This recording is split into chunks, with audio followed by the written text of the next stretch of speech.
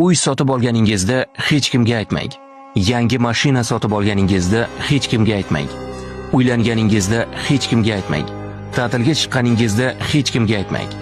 Biror o'quv kursiga borganingizda hech kimga aytmang. Lavozimingiz ko'tarilganda hech kimga aytmang.